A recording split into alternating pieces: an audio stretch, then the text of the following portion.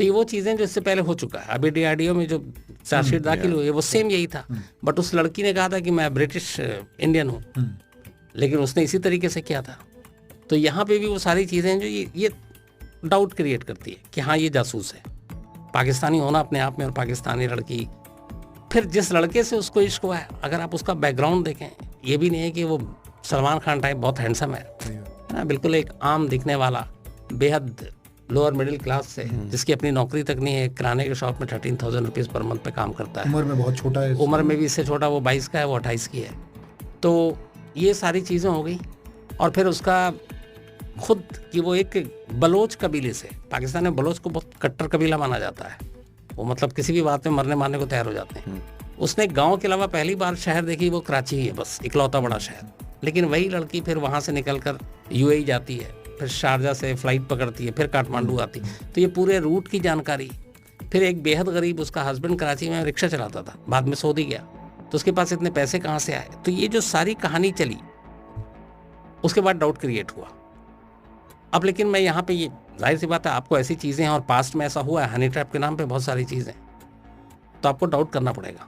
लेकिन सच में वो क्या स्पाई है? अब इसी का दूसरा है, एक दूसरी तस्वीर ये है कि कोई भी, हम लोगों ने बहुत सारी जासूसी फिल्में देखी होंगी, नॉवेल पढ़े हैं, मैंने अपने लाइफ में नहीं देखा। जासूसी की जो पहली बेसिक ट्रेनिंग होती है कि आपको अपनी आइडेंटिटी छुपानी है।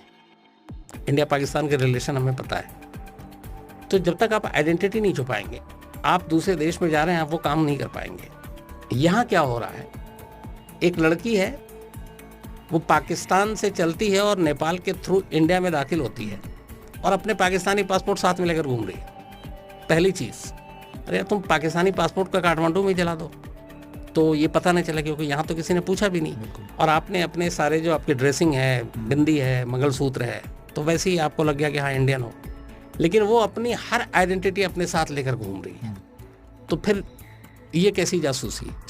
पहले ये हो ही नहीं सकता जासूसी की, मतलब दुनिया में ये चीज़ें हैं ही नहीं, परिभाषा ही बदल। दूसरा, 4 बच्चे लेकर आ रहे हैं, तो पहला ये सवाल आया कि 4 बच्चे उसके हैं कि नहीं है।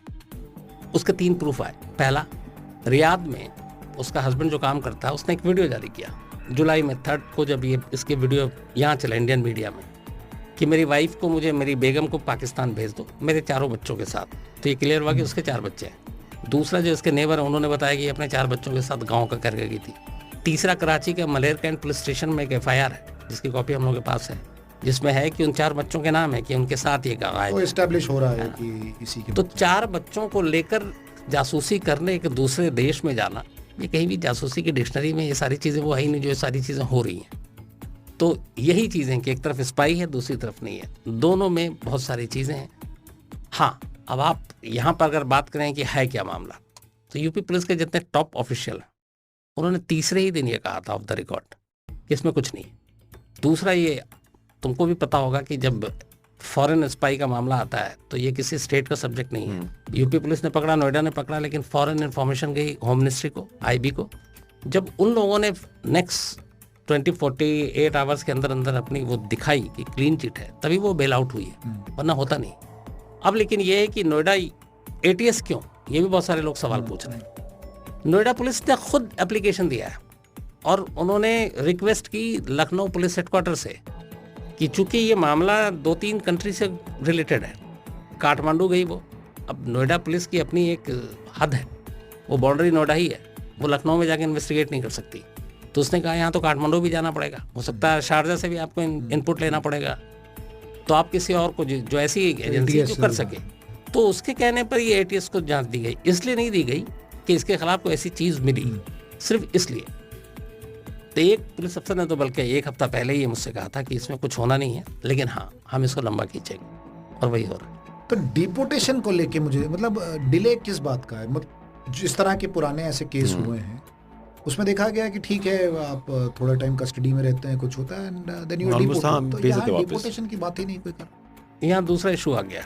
इशू ये है कि सचिन ये क्लेम कर रहा है कि उन दोनों ने शादी की, सीमा भी कह रही है मैंने शादी की, हिंदू रीति रिवाज से शादी की है, उसने अपना धर्म भी बदल लिया है। तो अब यहाँ पर जितने भी एक्सपर्ट्स हैं, चाहे वो पुलिस वाले हैं या फिर लीगल एक्सपर्ट्स, उनका एक कहना है कि अगर सपोज सचिन इंडियन है, इंडियन सिटीजन है, वो अगर ये क्लेम करता है कि ये अब मेरी वाइफ, और अगर कोर्ट में ये प्रूफ हो जाता है कि ये उसकी लीगल वाइफ, तो फिर वो उसके बाद एक एप्लीकेशन दे सकता है कि चूंकि ये मेरी वाइफ है तो इसको मेरे साथ रहने का हक है, राइट है। तो अगर ये कोर्ट में ये बात साबित हो जाए, प्रूफ हो जाए कि ये इसकी लीगल वाइफ है, तो फिर हमारे लॉ के हिसाब से उसको अपने वाइफ को अपने साथ रखना होगा। लेकिन यहाँ इशू ये आ रहा है कि अब वो तो है फॉरेनर, पाकिस्तानी, तो उसका भी उन्होंने बताया कि हल क्या है। उन्होंने कहा एक बार अगर ये क्लियर हो जाए कि ये लीगल वाइफ है तो फिर सचिन के बिहाफ पर सीमा एक लॉन्ग टर्म वीजा के लिए अप्लाई करेगी। लॉन्ग टर्म वीजा 5 साल का भी हो सकता है, 10 साल का भी हो सकता है।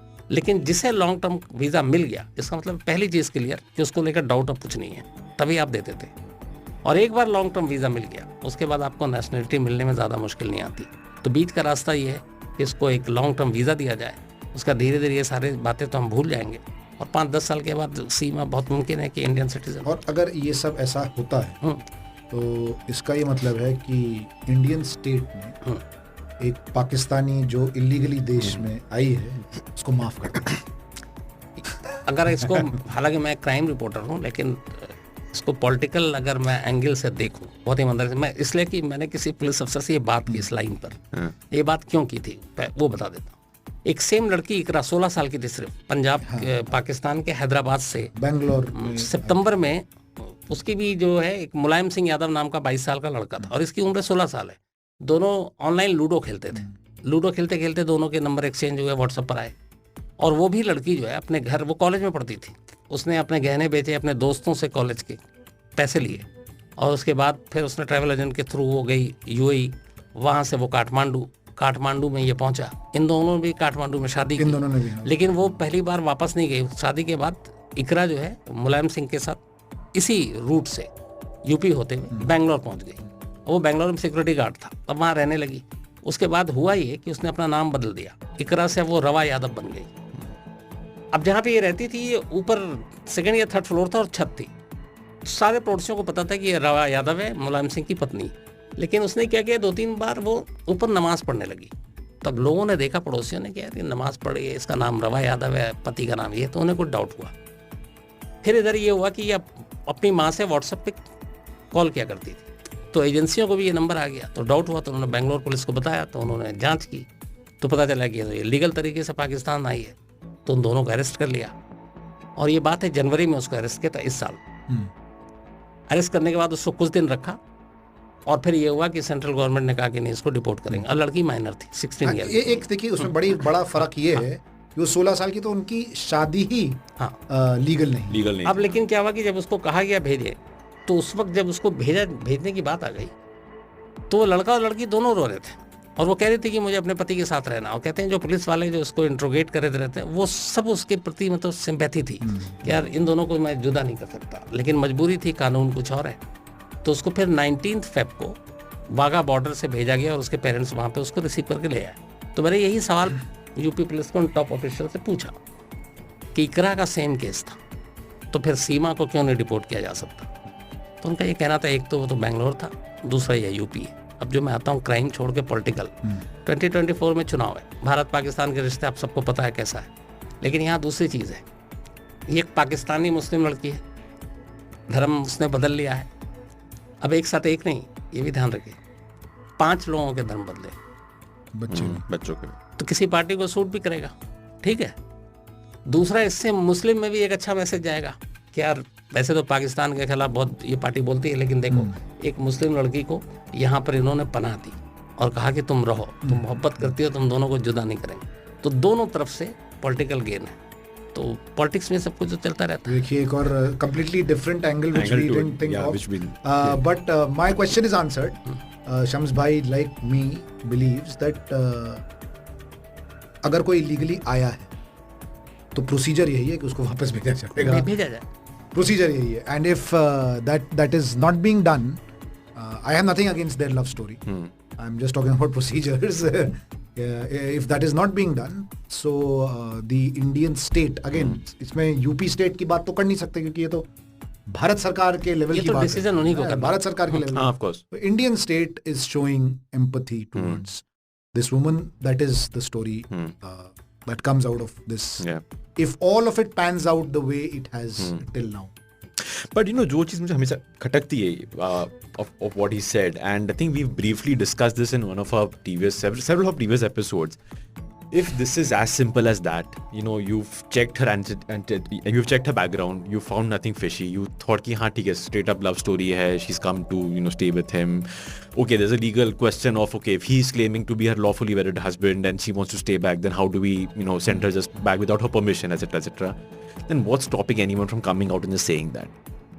The reason there's so much controversy, the reason there's so much speculation, there's so many rumors, and everyone has a theory, including me, including many people on the news floor or out there, outside the studio, is that no one's saying anything on this. अगर यही है तो आके बोल दो ना कि हाँ, we've checked, we've asked her, we've talked to her. माहौल बनाना है, माहौल बन रहा है. क्यों बन रहा है लेकिन फिर?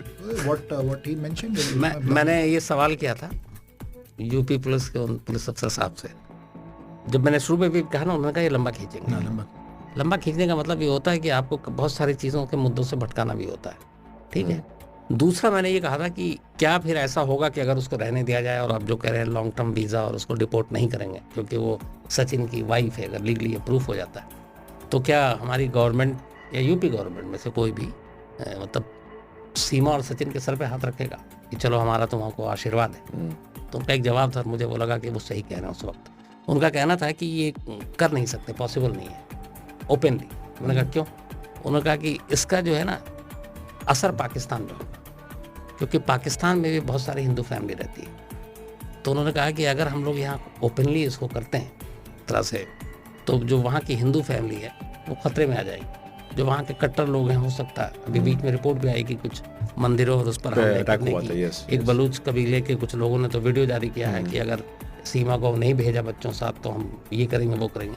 तो ये फैक्ट है कि हो सकता है, क्योंकि यहाँ बात सिर्फ इश्क की नहीं है कि सीमा और वो आगे, बात ये भी है कि वो धर्म और रिलीजन चेंज करने की है. तो ऐसे सारे कट्टर लोग उस तरफ भी बहुत सारे हैं.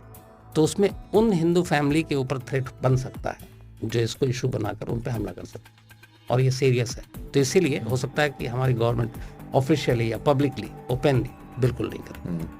Which perhaps is why we're talking about this on a podcast called In Our Defense, because then this what he said is this brings into the exactly the larger security implications. So that's why I gave the clarification upfront when we started that In Our Defense is a podcast which has everything to do with security. Exactly. So